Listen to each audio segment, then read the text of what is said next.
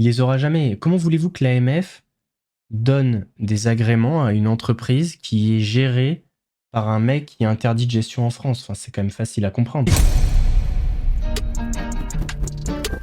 Mousse, mousse, est là pour mettre en lumière les mauvaises personnes, les fous, fous. Faites entrer les gros tarés, de savoir elle vous éclabousse, mousse. Mettez-vous à l'aise car là, on va se régaler, mousse. Abonnez-vous et likez si vous avez kiffé. Ouais, c'est Mousse, bienvenue aujourd'hui pour une nouvelle vidéo et j'espère que tout le monde va bien. Messieurs, dames, on se retrouve aujourd'hui pour une vidéo un petit peu particulière, une vidéo qui m'a beaucoup été demandée. Sale semaine pour Hakim Benotman qu'on connaît bien sur la chaîne. Il a eu 2 reportages sur lui, un de la part des Échos sur leur chaîne YouTube et il est passé également dans 7 à 8. On va pas se mentir, ces 2 reportages qui ne sont pas flatteurs et qui viennent corroborer ce que je dis depuis le début, donc je vous avoue que je suis pas mécontent de les avoir regardés et en même temps je suis pas étonné. Voilà, j'avais bossé mon sujet, donc quand je vous ai dit dès le début qu'il y a un problème, il y avait un problème. Et bon, on n'avait pas besoin des vidéos des Échos et de 7 à 8 pour le savoir, mais ça fait quand même plaisir. Parce que je sais pas si vous vous souvenez, mais au tout début, j'étais un petit peu seul contre tous. Il y avait des soutiens autour de moi, Fatih, tout ça, les gens qui savaient. Mais j'ai subi du mépris de classe. Voilà, Mousse, c'est qu'un mec qui travaille à l'usine, il comprend rien, patati patata, enfin vous connaissez. Et au fil du temps, petit à petit, les gens ont compris. Et si on est honnête, on voit que toutes les personnes qui se sont intéressées à ce dossier arrivent aux mêmes conclusions que moi. Comme quoi le mec de l'usine n'était pas si nul. Dans la vidéo d'aujourd'hui, je vous propose dans un premier temps de réagir à la vidéo des Échos, ça m'a beaucoup été demandé. À la base, j'avais dit je ne ferai plus de vidéos sur Hakim Benotman, sauf si ça fait partie de l'actualité.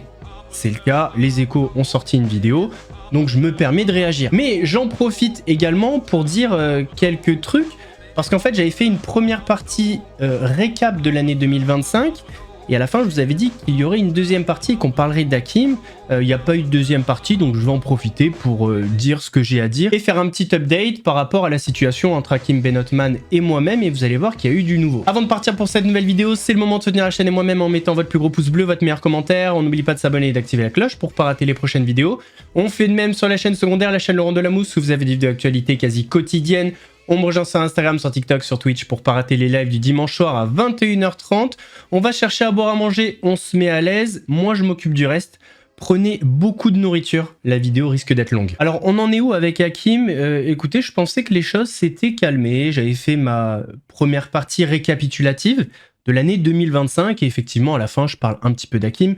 Donc, cette vidéo est sortie le 16 janvier 2026. C'est important. Et je vais vous montrer à l'écran ce qui s'est passé à partir du 17. À partir du 17 janvier, très précisément, j'ai été inondé d'appels, de messages, de SMS. Je vais vous mettre toutes les preuves à l'écran. Et dans cette fameuse vidéo, je parle, je crois, de 4 personnes, si je dis pas de bêtises. Magali Berda, Aquababe, le Jarl et Hakim Benotman. Il s'avère que parmi ces personnes, la seule personne dont je suis sûr qu'elle a mon numéro, c'est Hakim Benotman, puisqu'il avait fait fuiter mon numéro sur les réseaux, en même temps que mon adresse mail, et en même temps que mon adresse, ça vous le savez, et une plainte a été déposée en ce sens. Alors attention, bien évidemment, je n'accuse personne. Je ne dis pas que c'est Hakim Benotman qui a fait ceci. Mais c'est un drôle de hasard, surtout quand on connaît ses méthodes. Mais ça s'arrête pas là. Je vous avoue que c'était extrêmement chiant, mais vraiment, ça a duré pendant 2 semaines. Parfois encore, j'ai des appels. On m'appelait pour des panneaux solaires, pour des greffes de cheveux, pour tout et rien au final. Mais c'est pas le plus grave. Le plus grave, c'est qu'encore une fois, ma famille a été mêlée à tout ce merdier. Des personnes de ma famille ont reçu des messages. Et là où c'est intéressant, c'est que si on revient quelques mois en arrière, quasiment au même moment où mon adresse fuite sur les réseaux, alors elle n'a pas fuité, on l'a donnée, mais quasiment au même moment, il y a des informations sur des membres de ma famille qui avaient fuité sur TikTok avec un compte qui s'appelait Alert Business. Eh bien, c'est ces mêmes personnes, très précisément, ces personnes qui étaient citées dans ces TikTok, qui ont reçu les messages. Est-ce un hasard? Je ne pense absolument pas, au contraire. Mais il y a quand même un problème. En faisant ça, les personnes qui ont fait ça vont se confronter à un os parce que tout le pan de cette famille sont dans les forces de l'ordre. Quasiment. C'est-à-dire que dans les 3 personnes à qui on a envoyé des messages, il y a une personne qui est dans la police, une personne qui est en gendarmerie et une personne qui est retraitée de gendarmerie. Et comme je vous l'ai dit, tout ce côté de la famille, c'est des gendarmes. Et, pardon, je rigole, mais il y a une personne dans cette partie de la famille qui est retraitée en gendarmerie, mais qui est aujourd'hui expert judiciaire. C'est-à-dire qu'il est inscrit sur la liste des experts judiciaires pour une cour d'appel dans le sud de la France. Mais le plus intéressant, c'est sa spécialisation. Il est expert dans les domaines de l'Internet, des réseaux sociaux et des communications électroniques, de l'ingénierie des systèmes, des logiciels et des matériels et des données numériques. Tout ça pour vous dire quoi? Où je veux en venir? En fait, depuis le début, voilà, j'ai mis un mot sur tous ces problèmes, sur ces actes. C'est Hakim Benotman, mais en fait, c'est beaucoup plus complexe que ça.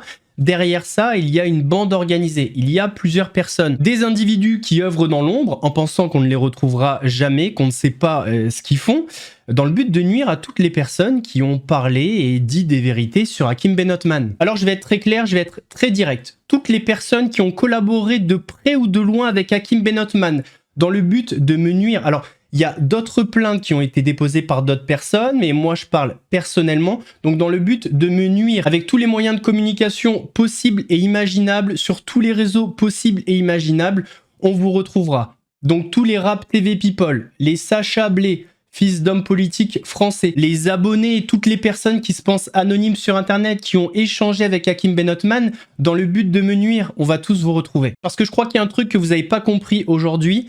La police n'a pas besoin d'avoir physiquement votre téléphone et votre ordinateur pour avoir accès à vos conversations, à vos comptes, à vos réseaux sociaux. Donc j'attends encore 2 témoignages de personnes qui ont travaillé, collaboré avec Hakim Benotman et qui ont eu accès à des conversations, des audios où il parle justement de cette volonté de me nuire, et la plainte avec constitution de partie civile part directement. En fait, je crois qu'il y a des personnes qui n'ont pas compris la gravité de leurs actes, qui n'ont pas compris où ils mettaient les pieds et qui n'ont pas compris à quel point j'étais sérieux et à quel point j'allais aller jusqu'au bout. On parle de doxing, 3 ans d'emprisonnement et 45 000 € d'amende. On parle de diffusion de photos intimes sans accord, 2 ans d'emprisonnement et 60 000 € d'amende. On parle de chantage, ça peut aller jusqu'à 7 ans d'emprisonnement et 100 000 € d'amende si ça a été mis à exécution. C'est ce qui a été fait, c'est caractérisé, il y a une plainte qui a été déposée, mais j'avais oublié le chantage. Ma plainte, c'était pour doxing, mais le chantage va être ajouté dans la plainte avec constitution de partie civile. Et d'ailleurs, je vous montre la preuve du chantage maintenant. Là, c'est la conversation que j'ai eue avec Hakim Benotman. Je lui ai demandé de supprimer mon adresse aussi sur TikTok, ce à quoi il me répond: supprime tes vidéos mensongères et après je supprime. Demandez à n'importe quel avocat, homme et femme de loi, si c'est pas du chantage. Surtout qu'à la suite de ça, il a refait des vidéos où il a remis mon adresse. C'est pour ça que je vous parle de mise en exécution. Conclusion, je le redis, toutes les personnes qui ont parlé, échangé, partagé des choses avec Hakim Benotman dans le but de me nuire, vous allez tous manger, je vais pas vous lâcher. Vous avez participé à un système qui fragilise et qui n'impacte qu'une seule chose, ça n'est pas moi, c'est ma famille, et pour ça vous allez manger. Et ça sert à rien de supprimer vos conversations ou je sais pas quoi. À partir du moment où vous avez créé un compte sur internet, c'est fini, il y a une trace. Voilà, donc si vous voulez tout supprimer, allez-y, mais c'est trop tard, vous avez participé à de nombreux délits en bande organisée. Ah oui, et c'est pas parce que vous habitez entre Bali, la Thaïlande et Singapour que vous êtes intouchable, vous pouvez quand même être condamné. Voilà. Pour toi, Sacha. Voilà, j'ai vidé mon sac, j'ai dit ce que j'avais à dire. Maintenant, je vous laisse avec la vidéo réaction au reportage des Échos. On a fait la vidéo réaction dimanche soir en live. D'ailleurs, si vous avez apprécié cette vidéo, n'hésitez pas à venir tous les dimanches soirs à partir de 21 h sur Twitch. Vous allez voir, l'ambiance est cool. On se fait des petites vidéos réact, on répond aux questions. L'ambiance est chill, le public est de qualité. Allez, je vous laisse avec la vidéo. Allez, c'est parti les amis. Let's fucking go. Salut Marissa, ça va ? Dans le milieu du kebab en ce moment, peut-être que vous en avez entendu parler. Je vous donne un petit indice. Cette marque. Ou alors peut-être que vous êtes tombé sur ce gros clash. Et Notman, il n'y a que dans ta tête que t'es riche. Tout le monde le sait. Anthony Bourbon, personne ne le prend pour un entrepreneur. Tout le monde sait que c'est un imposteur. Celui qu'on a longtemps... Ce qui est très drôle, c'est que la vidéo d'où est extrait, l'extrait qu'on vient de voir, la vidéo a disparu. Je sais pas si vous vous rappelez, mais à l'époque, il avait posté cette vidéo pour faire taire tous ses détracteurs. C'était à la suite du live du collectif AVI. Et ça devait être une vidéo, il apporte toutes les preuves. Bon, il y avait quelques documents en description qui ont disparu, puis finalement la vidéo a sauté. Enfin, il a supprimé la vidéo, pardon. Elle n'a pas sauté, il a supprimé la vidéo. Surnommé le roi du kebab, avec sa franchise Nabab Kebab, répandue dans toute la France, serait aujourd'hui dans la sauce. Alors, vraie chose, Nabab est répandu dans toute la France. Je n'ai jamais vu un Nabab de ma vie. Jamais. Vraiment, je vous jure. Pourtant, j'ai quand même fait quelques villes. J'ai jamais vu un Nabab de ma vie. Soit il est totalement fou, soit il a une vraie maladie. Dans ces cas-là, faut le faire interner. Soit c'est un véritable escroc et à un moment, il faut qu'il finisse en prison. Je comprends qu'il y ait des frustrés, qu'il y ait de la jalousie. Mais, voyez, alors ça, cet axe de défense d'Hakim, des frustrés, de la jalousie. Bon, si encore on était sur une chaîne anticapitaliste qui dénonce tous les riches de ce monde, en fait, pourquoi je serais jaloux d'Hakim Benotman et pas d'un Bernard Arnault? Ou d'un, pour citer des noms, je vais faire du name dropping comme il le fait, d'un Moed Altrad. Pourquoi? Pourquoi j'irais, entre guillemets, creuser sur une personne qui n'est absolument pas le plus riche de France? Si vraiment j'avais de la jalousie, je m'attaquerais à des personnes extrêmement riches. Ça tient pas du tout. De quoi je voudrais être jaloux? Parce qu'honnêtement, tout ce qu'il a fait, la création de Nabab, ça peut être inspirant, en fait. Parce qu'il a quand même créé quelque chose de bien. C'est une petite success story. C'est après que ça s'est gâté. Voilà, c'est tout. France, c'est comme ça. Vos salariés vous jalousent, vos fournisseurs vous jalousent, etc. Parce que vous représentez ce qu'ils ne sont pas. Alors, ça pareil, les salariés vous jalousent. Tonnes de salariés n'ont pas été payés, n'ont pas été déclarés. Les fournisseurs, je vous en trouve à la pelletée qui n'ont pas été payés. Les fournisseurs ne sont pas jaloux, ils n'ont pas été payés. C'est pas pareil. vraiment de la jalousie ou bien les business d'Hakim Benotman méritent-ils vraiment d'être interrogés? Bienvenue dans ce nouveau business drama. Pour éclairer cette histoire, on a parlé à pas mal de monde. Et on a aussi interrogé le principal concerné, Hakim Benotman. Et aujourd'hui, je suis entrepreneur et investisseur à l'international. Dans plusieurs thématiques, je suis vraiment un opportuniste des affaires aujourd'hui. On vous prévient, c'est un dossier dense avec beaucoup de versions contradictoires. Pour ceux qui découvrent l'histoire, pas de panique.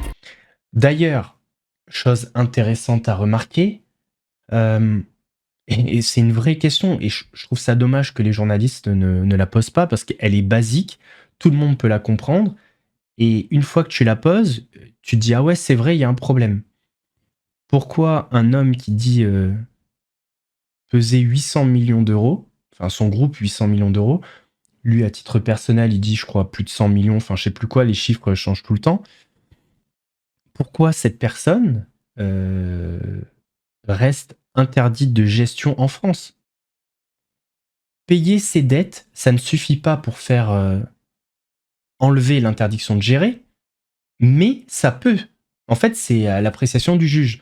Donc si tu payes tes dettes et que, je sais pas, tu montes pas de blanche, enfin tu fais des choses, etc., tu peux faire sauter cette interdiction de gérer.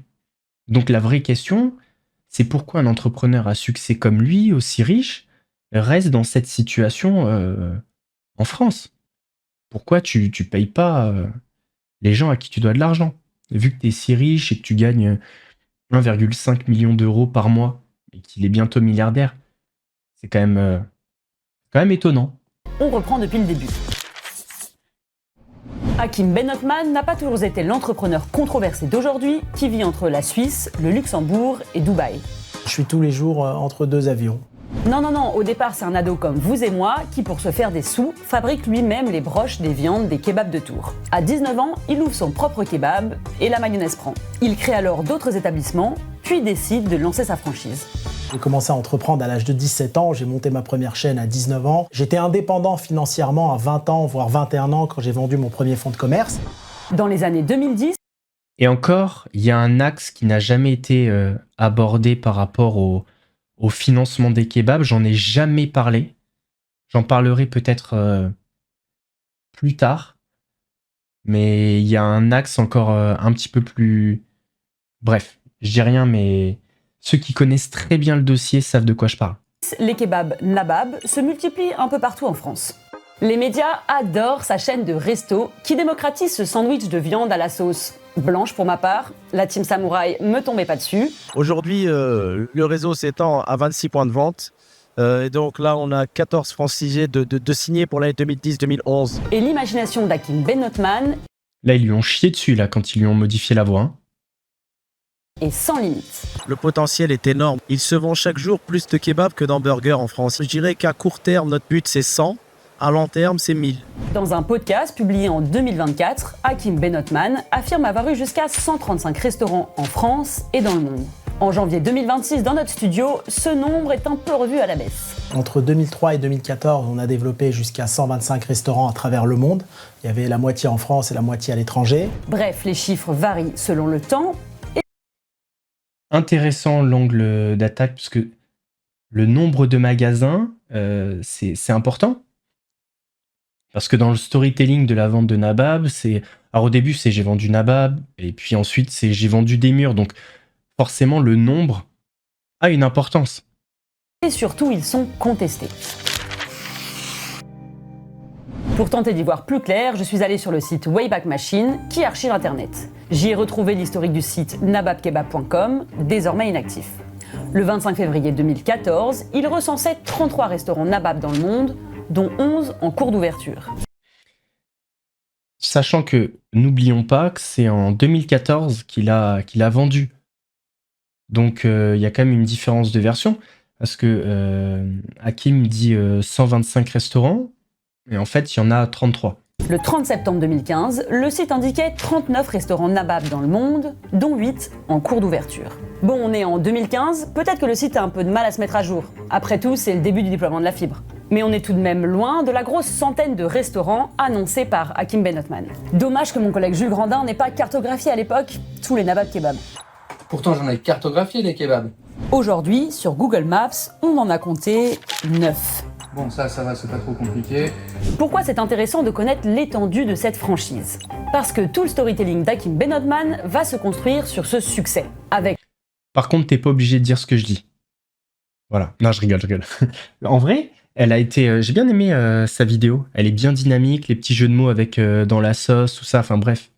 Elle est bien, je la connaissais pas, j'ai bien aimé. le couronnement ultime, la revente de Nabab Kebab en 2014. Et c'est des 30 ou 130 restaurants, c'est pas vraiment la même chose. Et on est monté jusqu'en 2014, avant que je vende le groupe, on est monté jusqu'à 125 millions de chiffre d'affaires. Nous, on a vendu une centaine de millions.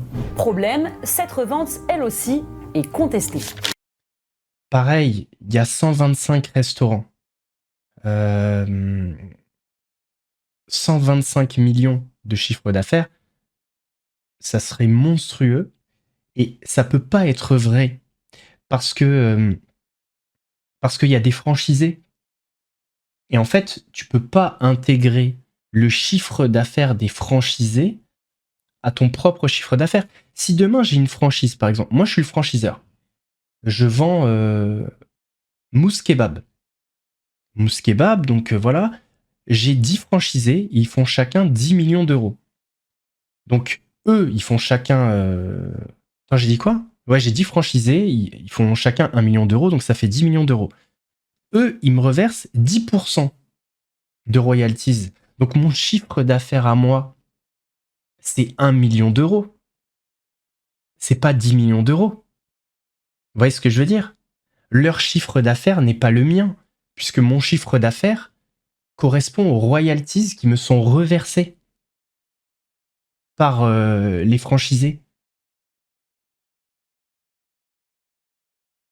Mauvais exemple des calendriers. Donc, avoir un chiffre d'affaires de 125 millions d'euros, ça reviendrait... Enfin, vous voyez, c'est pas du tout cohérent. En 2014, Hakim Benotman affirme avoir vendu sa franchise pour plus de 100 millions d'euros à un fonds d'investissement étranger. Dans les médias, c'est un peu flou. Que dit Hakim Benotman aujourd'hui? Alors, je l'ai vendu très cher, aux alentours de 117 millions d'euros. Et c'était sur une valorisation, parce qu'après, il y a de la dette, bien entendu. Et il vend quoi exactement? Il n'y a pas eu une cession de la marque. Nous, ce qu'on a vendu, c'est vraiment les fonds de commerce, la partie franchise avec une licence. Mais j'ai toujours été propriétaire de la marque et ainsi que de la vente, si vous voulez, des murs. C'était le foncier. En fait, ça a été vendu à 2 fonds d'investissement. On a soumis ce Alors déjà, il y a une grosse incohérence parce qu'il a toujours dit qu'il avait vendu à des Allemands avec des Turcs derrière. Il n'a jamais parlé de 2 fonds d'investissement. C'était un. Deuxièmement, ce qui est pas du tout cohérent, c'est qu'imaginez 2 fonds d'investissement qui rachètent donc des fonds de commerce, certains murs, mais pas la marque Nabab, pour un montant de 117 millions d'euros. C'est comme si je vous vendais un studio en Lozère pour 50 millions d'euros, quoi. En fait, qui va acheter aussi cher des fonds de commerce sans posséder la marque? Parce qu'à la limite, la vraie valeur d'une franchise, c'est la marque. Il n'y a pas 36 solutions. Si demain, tu veux racheter McDo, c'est-à-dire que tu rachètes les fonds de commerce, mais pas la marque, tu continuerais en fait à reverser des royalties à... Tu vas payer plus de 100 millions d'euros pour reverser des royalties à Hakim. Ça n'a aucun sens. Aucun. scénario à un avocat spécialisé en franchise. Déjà, il s'est étonné de n'avoir jamais entendu parler de cette transaction importante. En temps normal, le rachat d'un gros groupe à plus d'une centaine de millions d'euros, ça passe rarement inaperçu. Mais bon, Hakim Benotman parle d'un deal très secret. Ensuite, l'avocat a trouvé cette approche surprenante. Quand un fonds d'investissement rentre au capital, la première chose qu'il va demander, c'est que la marque soit cédée à la société avant l'entrée au capital. Bah ouais, logique. Improbable donc, mais pas impossible. Certains fondateurs ne vendent pas toute l'entreprise. Ils gardent la marque et ne cèdent que la licence pour un pays. C'est par exemple le cas de Subway en France. Pour aller plus loin, on s'est penché sur plusieurs scénarios pour voir s'il y avait une trace de vente. Et attention, on rentre dans la partie technique de la vidéo. Et pour ça, on a été épaulé par l'expert comptable que vous connaissez peut-être, Jérôme Petit, alias Bienvenue au cabinet sur YouTube. Normal. Et vous savez, je suis sûr que même là, elle a parlé de 2 possibilités, dont une que j'ignorais. Bon, apparemment, il y a des gens qui achèteraient une licence pour un pays, mais pas forcément la marque, donc pourquoi pas. Je suis sûr qu'il l'ignorait et qu'il s'engouffre un peu il va s'engouffrer un peu dans la brèche. Et que ça va devenir sa nouvelle manière de défendre le dossier. Quand on vend un groupe, la vente du groupe se fait souvent via la cession en fait, de la société de tête de groupe. Quand je suis un acheteur d'une franchise, c'est beaucoup plus simple pour moi de faire un acte et d'acheter une société qui détiendrait l'ensemble des sociétés plutôt que de devoir acheter unitairement toutes les sociétés d'exploitation. Quel serait... Logique. Parce que chaque achat déclenche des frais. Et puis t'as aucun intérêt, c'est beaucoup plus simple, t'achètes la... Enfin, bref, ce qu'il nous dit, c'est plutôt logique. Cette tête de groupe. On a reconstitué, en galérant un peu, une chronologie. En 2003, Hakim Benotman ouvre son premier kebab à Tours. 4 ans plus tard, en 2007, il crée Nabab Développement, qui deviendra NKD Franchise et dépose sa marque. Quand on regarde l'objet social de cette société, c'est l'objet de franchiseur. Économiquement, ce qui a le plus de valeur, c'est pas les restaurants, c'est le fait d'être le franchiseur. Les grandes franchises, elles n'essayent pas d'être gérants des restaurants parce qu'en règle générale, un restaurant, c'est beaucoup de difficultés pour très peu de rentabilité derrière. En 2011, il fonde HB Holding, la holding française qui chapeautera une partie de son business. Mais voilà, quelques années plus tard, en 2015, soit 1 an après la cession de 2014, le franchiseur NKD Franchise est en difficulté financière. La soi-disant vente, bien évidemment. Elle est mise en liquidation judiciaire. Donc imaginons, de toute façon elle va le dire. C'est-à-dire que 2014 tu vends plus de 100 millions d'euros et en 2015 ça fait faillite. Donc en fait la question c'est déjà pourquoi 1 an après t'as vendu mais t'as toujours l'exploitation des Nabab. Encore une fois, qu'est-ce qu'ils ont acheté? Et t'as vendu 117 millions et l'année d'après tu fais faillite. Donc enfin... Quel intérêt quelqu'un a d'acheter 120 millions et les jeter à la poubelle 6 mois plus tard? Personne n'a intérêt à faire ça. Derrière cette liquidation judiciaire, il y a un petit détail intriguant. En 2014, Hakim Benotman crée des sociétés au Luxembourg. NDN Développement SA, puis GBM Invest, qui devient le franchiseur des restaurants en France. Le passage au Luxembourg, on peut l'entendre dans une philosophie, on va dire, d'optimisation fiscale. Après, c'est pas des choses que l'on voit obligatoirement, surtout que la fiscalité, pour le coup, en France, dans le cadre de vente de groupes de sociétés et titres de participation, est quand même assez faible. En 2015, la propriété de sa marque Nabab est transférée à NDN Développement au Luxembourg. Puis, en 2017, le groupe HB Holding passe elle aussi sous pavillon luxembourgeois. Elle est désormais détenue entièrement par NDN Développement. Le nom du représentant de cette société luxembourgeoise, c'est toujours lui. Donc si c'est toujours lui en 2016 ou 2017, ça veut dire que cette société luxembourgeoise, elle n'a pas été vendue en 2014-2015. Là, ce qui est surprenant, c'est que s'il n'a pas vendu la holding, je pense qu'il aurait dû vendre les restaurants. Pour voir s'il avait vendu des restaurants, on a donc Intéressant la manière dont ils ont déroulé ça. Ils sont allés dans une... Ce qui est intéressant, c'est qu'ils ont déroulé une possibilité. Donc un scénario possible pour Hakim Ben Othman, sauf qu'au bout de cette possibilité, on se rend compte que c'est impossible. Récupérer les comptes publiés en 2014 et 2015 de son groupe HB Holding, qui détenait 20 filiales en France, surtout des kebabs. Il ne s'agit peut-être pas de l'intégralité des sociétés qu'il possède, mais ça peut déjà nous donner une idée. Selon Hakim Ben Othman, elles auraient été vendues à un fonds étranger. Dans cette hypothèse, accrochez-vous, il y a encore 2 cas de figure. On va illustrer ça avec des boîtes de kebab. Soit il a vendu les fonds de commerce, c'est-à-dire l'activité, la clientèle, le matériel. C'est ce qu'il a dit tout à l'heure. Mais pas les sociétés. Les sociétés restent dans les comptes de l'entreprise, sauf si elles sont liquidées. Et la vente des fonds de commerce doit être publiée au bulletin officiel des annonces civiles et commerciales. Sauf qu'aucune vente n'y apparaît pour ces 20 filiales. Soit il a vendu... Et on notera que ça doit apparaître même si c'est une société étrangère qui rachète. Voilà, pas qu'une société française. Les parts des sociétés, les sociétés changent de propriétaire. Dans ce cas, elles ne devraient plus apparaître dans les bilans comptables. Or, elles y sont toujours en 2015. Échec et mat. Résultat, aucun des 2 scénarios ne colle avec les bilans comptables. Pour tenter de prouver qu'il a bien vendu, Hakim Ben Othman a publié dans une vidéo un document parlant d'une cession à 52 millions d'euros. Bien loin. En fait, déjà, ça veut rien dire. Les parties conviennent d'une valorisation à 117 millions. Une valorisation, c'est artificiel. C'est comme si je vends ma... Enfin, ça veut rien dire. Et en plus de ça, c'est un OBO. On le voit ici. Donc... c'est un rachat par soi-même.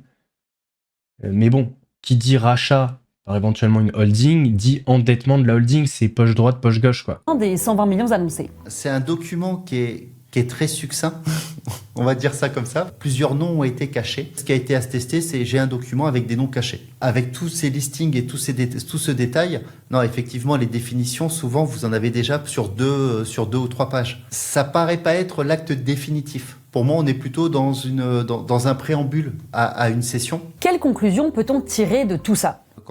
Et d'ailleurs, on pourra le comparer parce qu'il y a eu un 7 à 8 aujourd'hui où Hakim Ben Othman apparaît. Et dans ce 7 à 8, il donne un autre document. Donc ce sera intéressant, on regardera après ensemble si vous voulez. Ça dure 5 minutes, pas plus. On regarde l'ensemble. À première vue, oui, il a bien créé un groupe de kebab. Sur le reste, je comprends tout à fait que quand des gens cherchent, ils s'interrogent. Parce qu'on ne trouve pas grand-chose et que quand il dit qu'il justifie, les feuilles et les chiffres qu'il montre ne permettent pas de justifier avec certitude. Par contre, et ça aujourd'hui c'est une certitude, il y a un flou. Après ce gros flou... Il est très très gentil le comptable. Hein. C'est pas que ça justifie, ça ne peut pas justifier avec certitude, c'est que ça justifie de rien. Et c'est pas un flou, c'est une absence complète. Donc, Hakim Ben Othman affirme être parti en Asie entre 2014 et 2016. Mais la flamme du kebab ne s'est pas éteinte. En 2015, on l'aperçoit dans un envoyé spécial sur France 2, dans un de ses kebabs. Et en 2016, notre infatigable Hakim Benotman cherche à lancer de nouveaux concepts de franchise. En 2016-2017, j'avais une stratégie avec FBH de copier un peu un MTI canadien en France, mais j'avais plus du tout la même énergie. Je sortais de 10 ans de développement en France, 1 an de développement en Asie, et j'étais vraiment essoré physiquement pour reprendre du développement. Et ça me passionnait plus autant qu'avant. Hakim Benotman gère donc ce groupe, il est encore propriétaire de sa marque, donc il exploite les Nabab Kebab. Mais les Et donc, on est après la vente de 2014, donc c'est quand même particulier. galères commencent à s'accumuler. À partir de 2016, j'ai récolté des témoignages qui racontent les galères du réseau de Nabab. Certaines décisions de Benotman commencent à inquiéter. Un franchisé, séduit par le concept des franchises multimarques, ouvre un Nabab Kebab, mais aussi un Tacos King et un Five Burger dans un food court. Très vite, les problèmes apparaissent. On s'est très vite rendu compte. Alors, pour l'anecdote, derrière, c'est Fatih. Alors, il n'y a aucun stress à dire que c'est Fatih. Fatih voulait pas être anonyme. Hein. Fatih s'en bat les couilles. Il a toujours parlé à visage découvert. Et ça m'a fait rire quand j'ai vu ça. J'ai dit, mais pourquoi Fatih il est anonyme alors que genre c'est le premier à avoir fait des vidéos sur Hakim sur TikTok à visage découvert quoi. Compte que l'accompagnement était quasiment inexistant. On a du tout créé nous-mêmes les menus, les manuels, tout ça. Il s'est avéré plus tard que ces marques étaient fictives pour la plupart. Et ce n'est pas un cas isolé. Voire ça empire. C'était un système d'escroquerie où ils vivaient de l'argent des nouveaux franchisés. Cet ancien salarié a longtemps travaillé avec Benotman. Il est parti sans toucher ses derniers salaires. Dès qu'ils étaient franchisés, ils lançaient tout de suite pour récupérer les droits d'entrée et par la suite, ils se précipitaient pour encaisser les redevances sans aucune prestation derrière. Les affaires vont mal et l'argent manquerait. Des retards de salaire sur tout le monde, réguliers. Et on parle pas de dizaines de personnes. Hein. Enfin, si, on parle de dizaines de personnes, vraiment. Mais en fait, si tu prends la totalité, on est sur des centaines de personnes.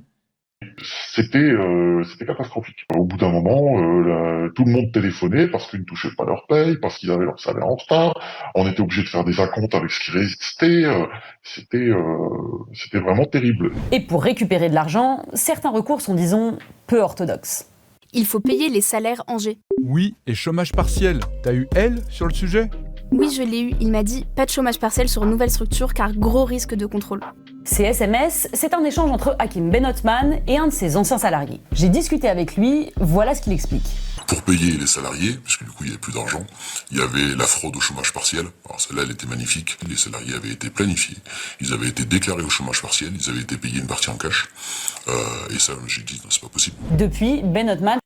Il faut savoir, d'après mes informations, il y a la brigade financière de Tours qui enquête justement sur une éventuelle fraude au chômage partiel. Là, en ce moment-là. Donc, j'ai pas été entendu et tout, parce que je suis pas dans le truc. Mais il y avait des affaires qui couraient bien avant mes vidéos. Tu vois, mais personne ne le savait. Semble avoir appris ses leçons. Les sociétés Covid, qui étaient créées pendant le Covid, n'avaient pas le droit de récupérer ces aides-là. Et si on avait créé des sociétés en amont, elles avaient le droit par contre de récupérer les aides. Enfin, il faut suivre, si vous voulez, les réglementations étatiques. Oula. Les règlements étatiques. Ouais. Là, c'est mot compte double, il a tout donné là. Vas-y, à plus, Lynn. Passe une bonne soirée. Comprend surtout, à travers ces témoignages, c'est que les entreprises d'Hakim Benotman seraient en difficulté. Et ce n'est pas un simple passage à vide. Sa société, FBH Holding, entre en liquidation judiciaire. Puis GBM Invest est déclaré en faillite, tout comme NDN Développement. Hakim Benotman conteste ces procédures. Il va écoper d'une interdiction de gérer une entreprise en France pendant 10 ans après la faillite de FBH Holding. Pour Benotman, cette interdiction, c'est presque un malentendu. Quand il y avait cette interdiction, Alors, le premier à avoir débunké ce mensonge en vidéo, c'est moi. Il faut se rappeler que il a toujours dit en vidéo, oui, j'ai oublié d'envoyer un document au liquidateur, j'étais à Bali, il l'a mal pris, on parle de 30-40 000 euros. D'ailleurs, pendant le live avec le collectif AVI, il avait dit que c'était des clopinettes pour lui et qu'il était en train de régulariser. On est 3-4 mois plus tard, il est toujours interdit de gérer. Pourquoi ? Tout simplement parce que la version qu'il donne est fausse. J'étais à Bali, je faisais de la promotion immobilière pendant 1 an et j'ai répondu au mandataire que je repasserai en France que dans 1 an. Et je m'en excuse auprès de lui, il l'a mal pris, donc il a été au tribunal, d'accord ? Et au tribunal, moi je me suis même pas défendu. Il ne s'était effectivement pas présenté. Il a été condamné en appel et non pas pour 30 ou 40 000 euros, vous allez le voir. Le jugement en appel, je l'ai trouvé, je l'avais mis dans ma vidéo et je pense que c'est comme ça que les... Enfin, ça se trouve en vrai, après, je pense que ça a mis des pistes. Le liquidateur l'a mal pris. Le liquidateur, c'est pas qu'il a mal pris, c'est que en fait, moi, vous le savez, je vous ai déjà dit, j'ai eu une liquidation judiciaire. Le liquidateur, il fait son travail, bien évidemment, et il est là donc pour analyser, checker et éventuellement voir s'il y a des erreurs de gestion. Ça, il arrive à le déceler. En fait, tout simplement, il a été condamné pour erreur de gestion, en fait, vous allez le voir. Il y avait un passif énorme. À son audience. Et la cour d'appel, qui a ramené de 10 à 6 ans l'interdiction de gérer, confirmait sa condamnation pour autre chose.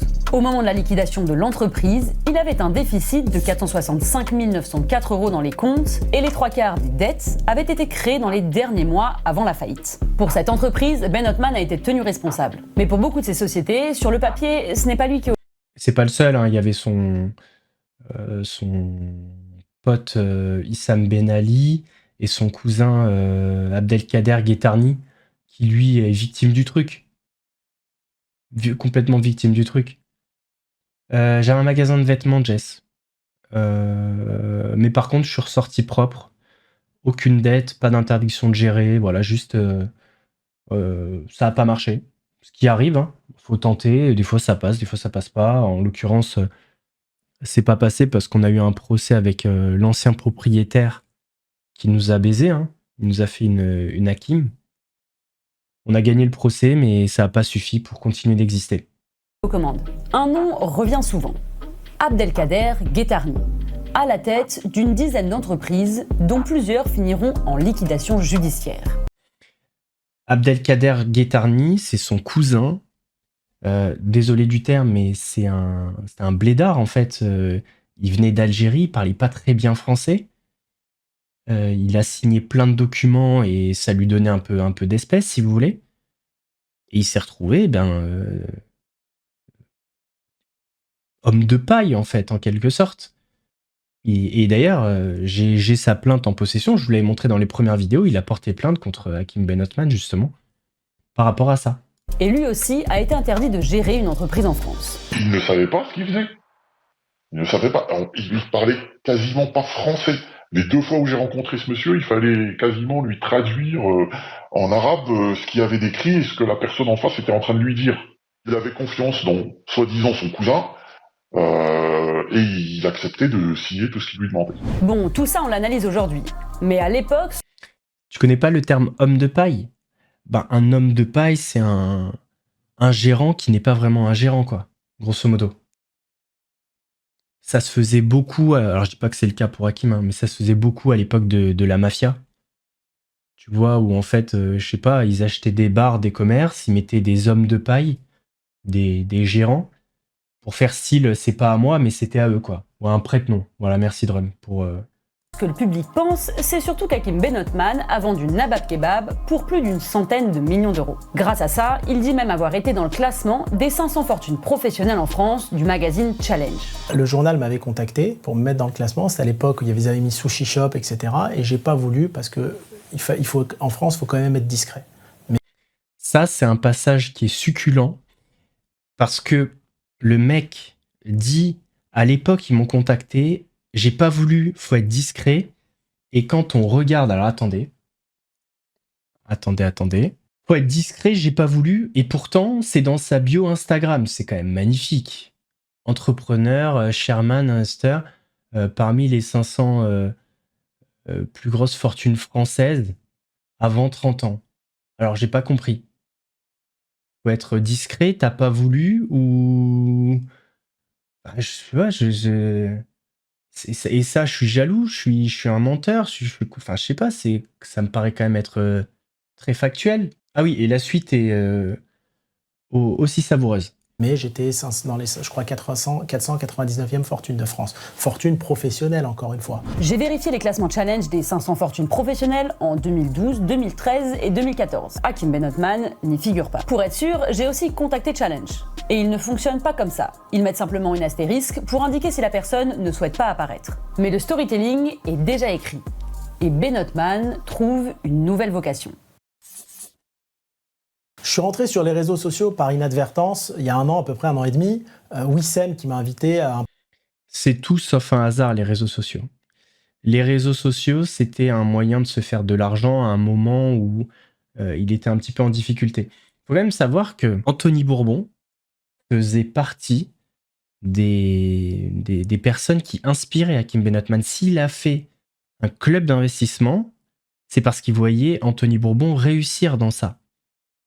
Et d'après les différents témoignages que j'ai eus, d'ailleurs, Ahmed, qui s'occupait de la communication de Hakim Ben Othman, a contacté, sur ordre d'Hakim, Anthony Bourbon pour faire un podcast. Et il était trop content, Hakim. Salut l'arnaqueur, merci pour le raid, pardon, j'avais pas vu. Bienvenue, j'espère que ça a été ton live. Et il y avait une autre personne qui a inspiré Hakim, c'est Yomi Denzel, parce que Yomi faisait beaucoup d'argent. Podcast. J'ai jamais voulu faire podcast avant. Ça a très très bien fonctionné parce que je parlais vraiment de vraies valeurs business. Je crois qu'on a fait 1 milliard de vues en très peu de temps, en quelques mois. Et donc on m'a... 1 milliard de vues quand même. Hein. Je sais pas si vous vous rendez compte, mais 1 milliard de vues. Donc c'est sur la chaîne de Wiz. D'ailleurs, on peut faire une petite vérification. Alors peut-être qu'il compte TikTok, mais... petite vérification sur Social Blade qui... non, mais même pas. Même pas, je crois que YouTube donne le nombre de vues global d'une chaîne, je crois. Hein. Oui, bah oui. Donc Wiz, sur sa chaîne, il a fait 6 millions de vues au total. Donc, bon, je vois pas à quel moment il a pu faire 1 milliard de vues, sachant que Wiz s'occupait justement de la partie virale. Donc c'est pas... Et puis sur TikTok, tu fais pas mal de vues forcément, mais de là à venir compléter les 995 millions de vues, enfin 93 millions de vues et des brouettes qui manquent, je suis pas convaincu. On m'a proposé de faire ce club parce que j'avais énormément de savoir-faire dû à mon parcours entrepreneurial. Et donc, j'ai accepté de faire ce club qui a un succès phénoménal aujourd'hui. Et le pire, c'est que pour moi, il aurait pu réussir sur les réseaux s'il avait eu le bon angle d'attaque. S'il était venu en mode « Ouais, voilà, alors, je m'appelle Hakim Ben Othman, j'ai fondé Nabab. J'ai eu des victoires, j'ai eu des déconvenus. Aujourd'hui, je suis là pour vous partager de la valeur. Je vais vous partager toutes les erreurs que j'ai fait, qui m'ont amené à une situation compliquée de faillite. Et si vous ne faites pas cette erreur, peut-être que vous aurez un chemin, un chemin qui sera beaucoup plus marqué par des réussites. Et ça aurait pu être hyper intéressant. Bon, malheureusement, il a choisi le côté obscur de la force. Dommage, pour lui, en tout cas. Décortiquons ce succès phénoménal. Fin 2024, Ben Othman lance Acquisition, un club payant destiné à réunir des membres autour de conseils business, de réseaux et d'opportunités. Merci mon Sayan, merci frérot. D'investissement. Il existe 4 niveaux d'adhésion. Silver à 2 000 €, Gold à 5 000 €, qui est le premier palier permettant d'investir dans des deals, Platinum à 10 000 € et Black à 25 000 €. Au départ, le club attire beaucoup de candidats. Mon idée, c'était d'investir un petit peu mes économies, de diversifier un peu mes sources de revenus. Mohamed a participé au challenge de 5 jours en juin 2025. Galvanisé, il a payé 5 000 € pour rentrer dans le club. On parlait d'un nombre de places limité, on parlait d'un club élitiste. Il a été répété à plusieurs reprises que le club n'aurait que 100 membres et pas un membre. Bon, le coût des places limitées, Bon, il y a acquisition, mais tout le monde utilise un peu ça, hein. Même les vendeurs de formation. Oui, il n'y a que 50 places, etc. Au final, ils se retrouvent à 500. Donc, bon, Ça, il n'y a pas que lui. De plus. Et au début, c'est un peu l'excitation, parce qu'on se dit, attendez, il y a 100 personnes et je suis pris. C'est génial. Ce membre témoigne anonymement. Il a mis 5 000 € pour rentrer dans le club. En fait, je vais avoir un profil qui au final est plutôt pas mal. En fait, pas du tout. Selon plusieurs sources, Acquisition rassemble au moins 700 membres. Et Benotman affiche clairement ses ambitions. Vous allez voir, c'est hallucinant, mais on a 70 000 demandes qui veulent entrer dans ce club. Mais comme on est élitiste, on n'accepte pas tout le monde. Okay. Il y a à peu près 900 membres aujourd'hui, on va en intégrer 1100 au mois de février, donc on sera à 2000 membres fin février. Et on veut un maximum de 3000 membres. Les membres suivent des... Ça n'a aucun sens. Il y a 70 000 membres en attente, mais ça, en fait, ils copient ce que Blast fait et ce que fait le club d'Éric Larchevêque. Pareil, ils ont beaucoup de membres en attente. Et en fait, tu peux pas non plus accueillir tout le monde parce que ça faut que ton staff grossisse, ça demande quand même beaucoup plus de ressources. Mais 70 000 membres, c'est là où c'est problématique. Il faut doser sur les chiffres. C'est pas crédible. Cours en ligne, des lives et des... Surtout qu'on parle d'un club qui aujourd'hui va fêter ses 1 an et qui n'a pas fait un seul deal. Il n'y a pas un seul deal qui a été closé. Pas un seul. Il n'y a pas eu un seul investissement. C'est-à-dire que là, nous, on crée un club d'investissement. On dit, vas-y, on met 100 € chacun. On investit la totalité de notre argent chez Airbus. On a fait plus de deals qu'acquisition. Voilà. C'est just a fact. Discute sur l'application Discord. Au bout d'un mois, on se rend compte que y a pas grand-chose, que c'est un petit peu creux quand même, que on nous a promis un carnet d'adresse, il n'y a pas de carnet d'adresse, on nous a promis des formations, liste de bidons. Plusieurs grains viennent gripper la machine. Le 30 juillet 2025, le youtubeur Micode sort une vidéo intitulée « J'ai infiltré une pyramide de Ponzi » sur le business d'un certain Kevin Valfin. Ce qu'on a découvert derrière la façade, c'est un système redoutable. Or, Kevin Valfin est associé dans 2 entreprises présentées comme des opportunités d'investissement du club acquisition. C'est la première alerte pour les membres. Les gens se mettent à discuter sur le Discord. D'ailleurs, Hakim Benotman a dit devant des membres qu'il peut travailler avec n'importe qui, même si la personne a violé. Voilà, c'est ses termes. Grosso modo, on viole, on s'en fout, il aurait pu dire autre chose, mais retenez une chose, tant qu'il y a de l'argent à se faire, il bossera avec les personnes. Ça a été dit devant plusieurs témoins. Donc voilà. Il y a de l'argent à se faire sur l'île de Jeffrey Epstein, c'est pas un problème. L'intelligence collective fait son boulot. Mais les questions des membres restent sans réponse, comme le montrent ces captures d'écran. Des posts sont censurés selon certains. Ils ont décidé de fermer le Discord et de passer sur Circle, qui est une autre plateforme qui leur permet, cette fois-ci, d'autoriser les messages avant publication. À cause de ces nombreuses questions, Mohamed, lui, est exclu du club. On ne lui rembourse pas ses 5 000 €. Ces questions portaient notamment sur les investissements proposés au sein du club. Acquisition, n'ayant pas encore l'agrément de l'autorité des marchés financiers, et ne l'aura jamais, passe par un intermédiaire qui crée pour eux des véhicules d'investissement légaux. On a d'abord une première entreprise, Roundtable, qui se ravise. Puis une seconde, EquiSafe, qui abandonne aussi Acquisition. EquiSafe, qui a fait des erreurs aussi. EquiSafe n'est pas exempt de tout reproche. Safe se justifiera publiquement. Leur partenaire de vérification des profils n'a pas identifié l'interdiction de gestion en France et en Belgique de Benotman. Il pointe aussi du doigt la communication floue d'Acquisition. Les investissements ont été proposés au-delà du cercle restreint des 150 investisseurs autorisés par la loi. EquiSafe, en se retirant, a remboursé les investisseurs qui avaient donné de l'argent pour supposément investir dans SpaceX, Perplexity et Mistral AI. Il y a une autre zone grise, c'est l'investissement d'Hakim Benotman dans les deals. Il devait mettre 50% de la mise de départ. C'est d'ailleurs ce qui a rassuré Mohamed. Et ça, c'est copié sur Anthony Bourbon puisque c'est ce qu'il fait. En fait, ce point précis, c'est un argument utilisé par Anthony Bourbon dans le Club Blast. Il a juste copié cet argument et l'a adapté dans Acquisition. C'est ce qui vous montre à quel point Anthony Bourbon est inspirant pour Hakim Benotman. quand le commercial le démarche. Pour moi, ça montrait que c'est des choses dans lesquelles il pouvait croire et puis il prend le risque aussi comme nous. Il m'a certifié que Hakim était à 50% sur chacun des deals. C'était un mensonge clair et net. Les membres s'inquiètent aussi du sérieux des entreprises perso de Ben Othman dans lesquelles on leur propose d'investir. Difficile d'avoir par exemple des infos sur FitFit ou encore Legal Society, des entreprises dont Hakim Ben Othman... Enfin, difficile, c'est facile. Les levées de fonds...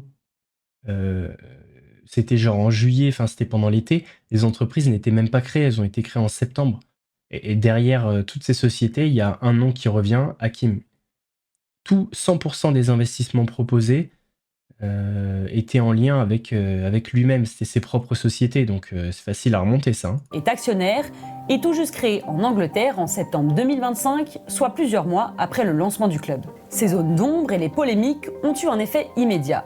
200 à 300 membres auraient quitté le club selon plusieurs sources. Et ils n'auraient pas pu récupérer l'argent de leur adhésion.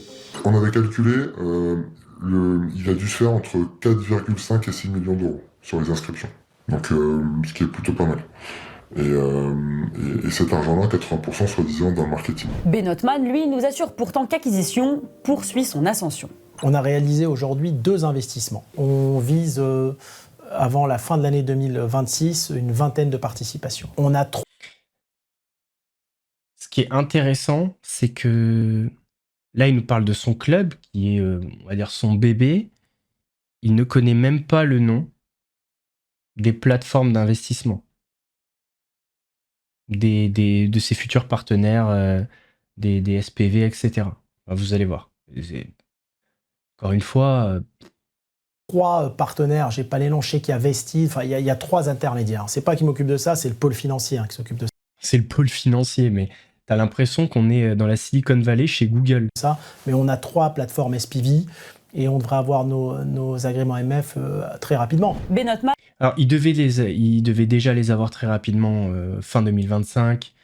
Il les aura jamais. Comment voulez-vous que l'AMF donne des agréments à une entreprise qui est gérée par un mec qui est interdit de gestion en France? Enfin, c'est quand même facile à comprendre. Il balaie toutes ces critiques. Il est persuadé que c'est une campagne de déstabilisation de la part de ses concurrents. De son côté, le collectif AVI, qui vient en aide aux victimes d'influenceurs, a reçu des dizaines de signalements. Ils expliquent que cela représente plusieurs centaines de milliers d'euros. Ah, t'étais là, James, pendant le live. Alors, je sais plus s'il avait dit 30, 40 ou 60, peu importe, mais oui, pendant le live, il avait dit ça, et puis il l'est toujours. Le collectif nous a indiqué envisager une plainte qui pourrait viser Ben Othman pour pratiques commerciales trompeuses et escroqueries en bande organisée. Des clubs de réseautage et d'investissement menés par des personnes charismatiques, il y en a beaucoup aujourd'hui. Vous les voyez en pub sur YouTube ou dans les médias. Salut à toi, jeune entrepreneur. Et dans certains cas, on ne sait pas trop quoi en penser. Moi, je pense que la question, elle est vite répondue. J'espère que vous ne mangerez plus jamais votre kebab de la même façon. Abonnez-vous à notre chaîne et dites-nous en commentaire. Ouais, je l'ai enregistré, on va se le regarder. On va se le regarder maintenant d'ailleurs. Comme ça, on fait la suite. D'ailleurs, c'est une mauvaise semaine pour Hakim là. Là, l'enchaînement, c'est salade, tomate, oignon. Messieurs, dames, j'espère que la vidéo vous a plu. Si c'est le cas, votre plus gros pouce bleu, votre meilleur commentaire. N'oubliez pas de s'abonner et d'activer la cloche pour ne pas rater les prochaines vidéos. On fait de même sur la chaîne secondaire, la chaîne Le Rond de la Mousse, où vous avez des vidéos d'actualité quasi quotidiennes. On me rejoint sur Instagram, sur TikTok, sur Twitch pour ne pas rater les lives du dimanche soir à 21h30. Nous, on se donne rendez-vous vendredi prochain pour la deuxième partie et la réaction au reportage de 7 à 8, toujours sur Hakim Ben Othman. Mauvaise semaine pour lui, mais c'est pas ma faute pour le coup. En attendant, prenez soin de vous. Mousse vous salue. One time for them praying on my downfall. 2 times for the homies in the child hall. 3 times for them hoes on the internet shitting on niggas when they really should get out more. 4 times for the days that were all bad. 5 times for the bitches.